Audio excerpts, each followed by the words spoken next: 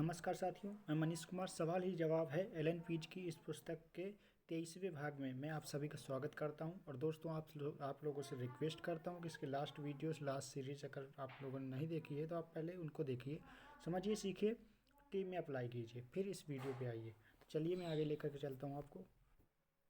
तो दोस्तों, आप लोगों ने जाना था पिछले वीडियो में कि हम किस तरह से अपनी संकेतों को समझ सकते हैं, मतलब कुछ टेक्निक्स वगैरह जानी थी हमने। तो उसी के आगे से हम चलते हैं। कारण और परिणाम की समस्याएं। उदाहरण के तौर पर मान लें कि कोई व्यक्ति नकारात्मक, सुरक्षात्मक, सबसे अलग या विरोधी महसूस कर रहा है।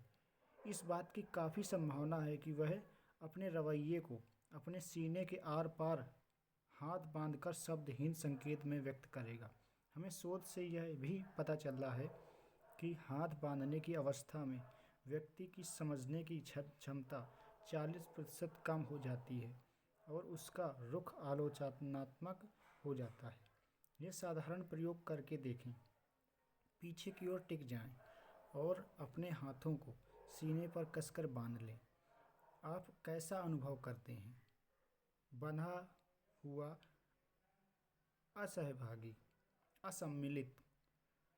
अध्ययनों से पता चलता है कि आपने किसी भी कारण से सीने के सामने हाथ बांधे हों तो आपको इस संकेत के नकारात्मक प्रभावों का अनुभव होने लगता है। यह कारण और परिणाम की स्थिति है। आदतन हाथ बांधने वालों का हमेशा यह दावा रहता है कि वे इस मुद्रा में अधिक आरामदेह महसूस करते हैं, क्योंकि हाथ बांधने के संकेत से उन्हें उसके साथ जुड़ी भावनाओं का भी अनुभव होता है। अगर आप यह विश्वास न भी करें कि हाथ बांधना एक नकारात्मक संकेत है, तो भी आपका श्रोता अचेतन रूप से आपको नकारात्मक या गैर मिलनसार समझ बैठेगा। इसी कारण एक ठंडे कमरे में लोगों के समूह से कोई बात मनवाना काफ़ी कठिन होता है। प्रस्तुति के समय कमरे का आदर्श तापमान 21 डिग्री होना चाहिए। कुछ उपयोगी रणनीतियाँ। 1. अपने शब्दकोश में से हाथ बांधने की मुद्रा हटा दें। अगर आपने ऐसा नहीं किया तो आपके श्रोता आपकी बातें पूरी तरह से नहीं समझ पाएंगे। वे आपके प्रति अधिक आलोचनात्मक रुख अपनाएंगे और आपको कम पसंद करेंगे। खुली देह भाषा का प्रयोग करें। दूसरा नंबर, जहाँ तक संभव हो श्रोताओं को बैठने के लिए हत्थे वाली कुर्सी दें। इससे उन्हें हाथ खुले रखने के अधिक अवसर मिलते हैं और वे चर्चा में अधिक भाग लेना चाहेंगे। बिना हत्थे वाली कुर्सियों को अधिक पास न रखें, क्योंकि इससे श्रोता एक दूसरे के स्पर्श से बचने के लिए हाथ बांध लेंगे। तीसरा नंबर, अगर आपके श्रोता हाथ बांध कर बैठे हैं तो आप उनकी मुद्रा को बदल सकते हैं। आप अपने सवालों के जवाब में उनसे हाथ उठवा सकते हैं। उन्हें शारीरिक रूप से शामिल होने वाले अभ्यास दे सकते हैं। उन्हें टिप्पणी लिखने के लिए पेन और कागज़ दे सकते हैं या उन्हें गर्म पेय दे सकते हैं। चाय के लिए बोल रहा है, चाय कॉफ़ी के लिए, तो मैं तो इग्नोर करूँगा कि चाय कॉफ़ी न दी जाए तो बेटर रहेगा प्लान के बीच में, क्योंकि डिस्टर्बेंस हो सकता है। और बाकी लेखक का कहना उसके विचार से हो सकता है। हाथ से चेहरे को छूना। कुछ निष्कर्ष और स्रोत वे सभी शोधकर्ता जिन्होंने हाथ से चेहरे के स्पर्श के संकेत का अध्ययन किया है सहमत हैं कि इसका संबंध नकारात्मक भावनाओं से है। पश्चिमी और अधिकतर यूरोपीय लोग इस समय हाथ से चेहरे को ज़्यादा छूते हैं जब वे झूठ बोलते हैं। आप पॉइंट अच्छा है, ये वाला साइकोलॉजिकल है। यह एशियाई लोगों के साथ नहीं होता, जो धार्मिक कारणों से सिर छूने से बचते हैं। झूठ बोलते समय उनके पैरों की हरकत बढ़ जाती है। हाथ से चेहरा के मौलिक संकेत बच्चों में आमतौर पर देखा जाता है कि झूठ बोलते वक्त वे अपना चेहरा छुपा लेते हैं। वयस्कों में यह चित्र 8 में देखा जा सकता है। झूठ बोलते समय नाक की संवेदनशीलता बढ़ जाती है, जिसके कारण नाक से स्पर्श बढ़ जाता है। आँखों को हाथ से छू पाने से हम वह नहीं देखते जो हम नहीं देखना चाहते या जिस पर हमें विश्वास नहीं होता। यह आँख मलने की मुद्रा दस का उद्गम स्रोत है। कान मलना, सर गर्दन को खुजाना भी ये संकेत देते हैं कि व्यक्ति अनिश्चित है या जो कहा जा रहा है उस पर वह विश्वास नहीं कर रहा है। कुछ उपयोगी तकनीकें दी गई हैं। हमेशा हाथ से चेहरे को छूने के संकेतों को समूहों में और उनकी पृष्ठभूमि में पढ़ें। कभी भी नाक की खुजली को धोखे का संकेत न समझें। दूसरे नंबर, अपनी प्रस्तुति के दौरान हाथ से चेहरे के स्पर्श संकेतों से हमेशा परहेज करें, क्योंकि इनके प्रयोग से आपके श्रोता आप पर कम विश्वास करेंगे। वीडियो कैमरे के सामने अभ्यास करें या शीशे के सामने खड़े होकर रिहर्सल करें, ताकि चेहरे को छूने की आपकी आदत खत्म हो जाए। तीसरा नंबर, अगर आपकी प्रस्तुति के दौरान कोई हाथ से चेहरे के स्पर्श संकेत का प्रयोग कर रहा हो तो यह करें। आप बोल सकते हैं, मुझे लगता है कि आप कोई सवाल पूछना चाहते हैं। क्या आप बताएंगी कि आपका सवाल क्या है? इसका ज़्यादा प्रबल तरीका यह है, इसी सवाल को आप दूसरी तरह से पूछ सकते हैं। आपकी देह भाषा बता रही है कि आप कुछ पूछना चाहते हैं। आप ये इस तरह बोल सकते हैं, आपको देखकर लग रहा है कि आप कुछ पूछना चाहते हैं। क्या आप बताएंगे कि आपका सवाल क्या है? इस आखिरी प्रश्न को पूछते समय सावधानी बरतें, क्योंकि यह कई बार किसी को अपमानजनक भी लग सकता है।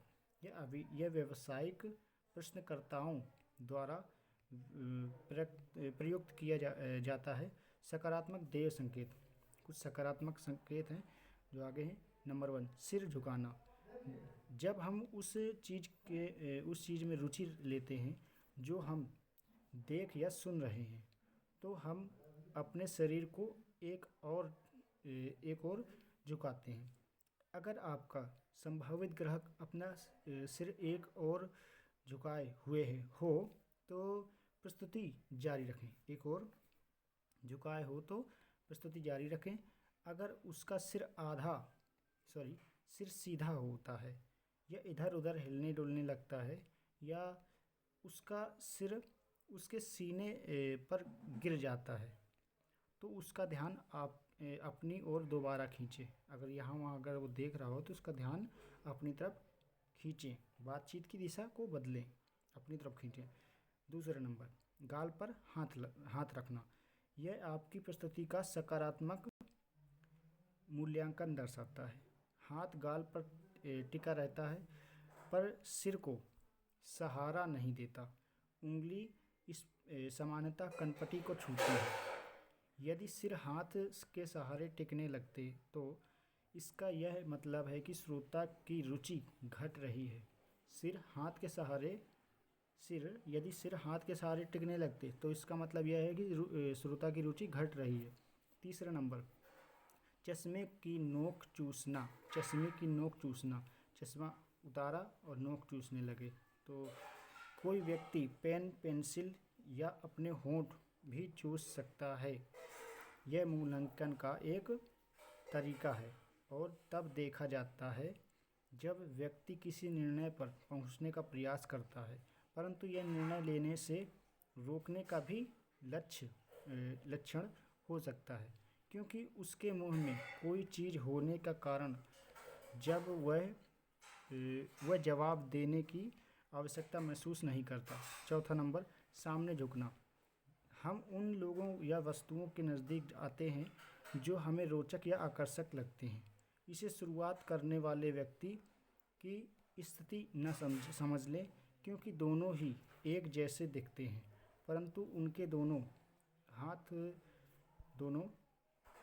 हाथ घुटनों पर रहते हैं और ऐसा लगता है जैसे आदमी दौड़ लगाने वाला हो, शायद दरवाजे की ओर। 15 मीनार। यह संकेत है मीनार यह संकेत है संकेत एकाकी संकेत की तरह पढ़ा जा सकता है और इससे एक ठंडे किंतु विश्वासपूर्ण रवैये का पता चलता है। सवाल यह है कि यह विश्वास किसके प्रति है? क्या विश्वास आपके साथ चलने के बारे में है या विषय पर, अपने स्वयं के ज्ञान पर विश्वास है? क्या यह उन्होंने पहले कहीं सुन रखा है? जिस पृष्ठभूमि में इसका प्रयोग किया जाता है उसी से इसका सही जवाब मिलता है। 6 नंबर, बाहर झांकते अंगूठे। कोट की जेब, पैंट की जेब, गिरेबान के मोड़ में से अंगूठे, समझ रहे होंगे, पैंट की जेब है, गिरेबान की मोड़ से या कोट की जेब से बाहर झांकते अंगूठे बाहर निकल सकते हैं। बाहर निकले अंगूठे से श्रेष्ठतापूर्ण रुख का संकेत मिलता है। श्रेष्ठतापूर्ण रुख का संकेत मिलता है। विश्वासपूर्ण और ठंडा, जो मीनार की तरह का संकेत होता है और अपने श्रोताओं के सामने इस संकेत का प्रयोग करना समझदारी नहीं होगी, क्योंकि इसे घमंडी या अक्खड़ व्यवहार माना जा सकता है। 7वां नंबर है, दोनों हाथ सिर के पीछे। ऐसा आमतौर पर पुरुष करते हैं। इससे यह संप्रेषित होता है, मैं इसके बारे में सब कुछ जानता हूँ। क्या संप्रेषित करता है? दोनों हाथ सिर के पीछे, मैं सब कुछ जानता हूँ, मुझे सब मालूम है। आप इस व्यक्ति से इस तरह का सवाल पूछ सकते हैं। मुझे लगता है कि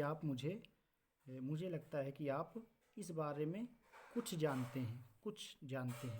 क्या आप मुझे अपना अनुभव बताना चाहेंगे? सामने वाले से पूछने के लिए बोल रहे हैं। इसका परिणाम या तो सहयोग या फिर वाद विवाद होगा।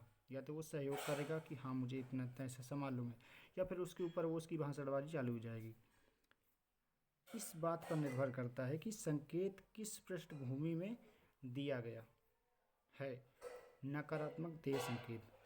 तो साथियों, काफ़ी टाइम ले गया ये वीडियो, तो दोस्तों मैं इस वीडियो को यहीं तक रखता हूँ। अगले वीडियो में आगे की चर्चा करेंगे। अब आई थिंक 2 से 3 वीडियोस में, आई थिंक 2 वीडियो में ही सारे के सारे सीरीज़ कंप्लीट हो जाएगी और आगे क्या आने वाला है ये मुझे भी नहीं मालूम है।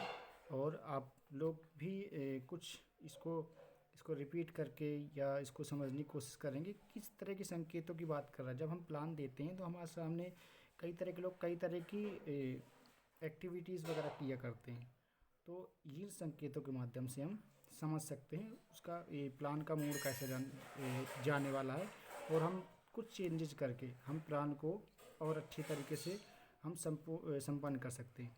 तो लाइक कर दीजिए, सब्सक्राइब कर लीजिए और आगे टीम में शेयर कर सकते हैं। Thank you so much.